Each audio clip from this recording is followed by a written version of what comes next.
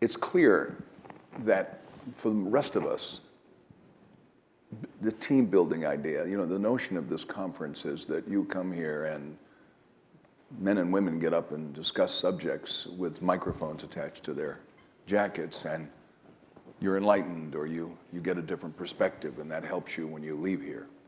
And that'd be wonderful if it works that way. This subject that Mike Milken has scheduled for tonight and that Mr. Marcus is sponsoring, team building.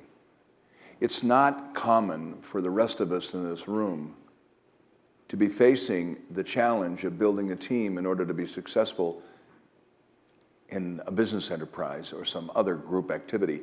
It's not possible for us to enjoy the thunderous leverage that Michael had in representing, with those boys, to represent the United States of America, to win the gold medal and be the world's champion basketball team. As subtle and as difficult it was for him to do that, and he just shared the technique that he used, he did have this incredible position going for him. And the rest of us are dealing in a much more mundane environment, more commonplace and everyday. And we are not dealing with the likes of Jason Kidd or Kobe Bryant or Dwayne Wade. Incidentally, Jason's got another year or two in the NBA, and then I'm taking him. We're snitching him. He's coming with me because he's a natural-born leader. Jason Kidd, a very unusual man. 35 years old, I guess, at this point. Yeah. And anyway, the rest of us are dealing with more mundane situations and ordinary people. And in order for our efforts to be successful, we do worry about team building, because it's only when our people, our personnel, our staff, can identify with something bigger than themselves, that is the enterprise, that we have a realistic chance of achieving special results. If everybody's off and by themselves in their own little world, the chances of any enterprise, any activity achieving excellence, pretty slim. So team building's a thing that we face every day, at least I do. And when I approach it, like Mike, I try and get down to simple things. Because what I'm sure of, more than anything else in life, is that what really scores is the truth. People, regardless of their station, have an innate sense of when they're being talked to straight. And if the idea is to make a better business, you better have good communication skills if you're the leader.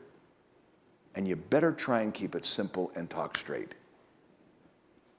And getting people to identify with something bigger than their own self-interest is really an assignment in getting them to transfer self-interest to the enterprise of which they are only a part. And I have found, and maybe it's a limited point of view because I operate in the hospitality business at the upper end. You know, we're supposed to be 5 stars and 5 diamonds and Michelin stuff. I'm not the Holiday Inn kind of operator. Those are wonderful people, or budget. We're an elitist kind of organization. So for me, very much like Mike, my assignment is to exploit the notion that everybody craves a sense of elan, that desire to be the best. People love the idea to enhancing their own self-respect and their self-image when they're part of the best.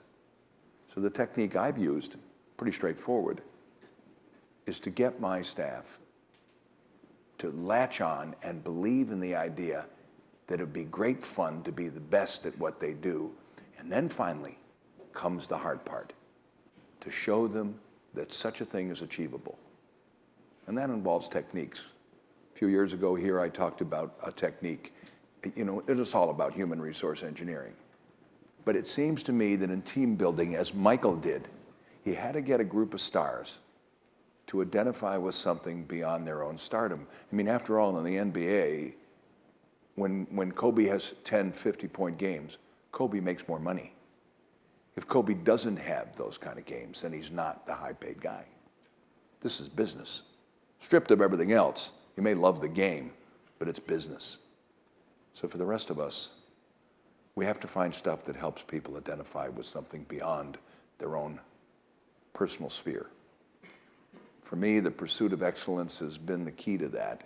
I get people to believe in the pursuit of excellence, and most importantly, I try and get them, and we have been able to do that, to get them to be convinced that they can indeed achieve that.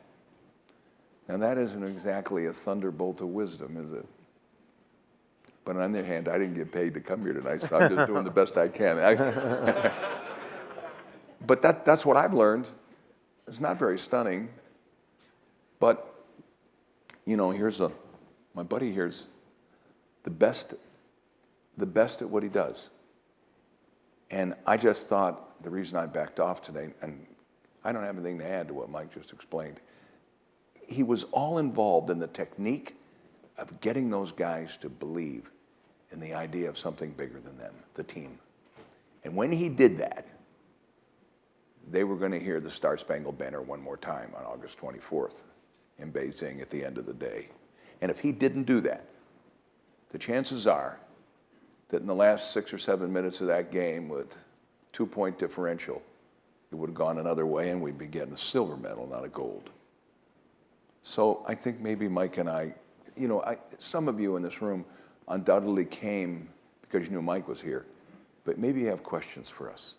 Maybe you can point us in the right direction to discuss this very murky subject, but very important one.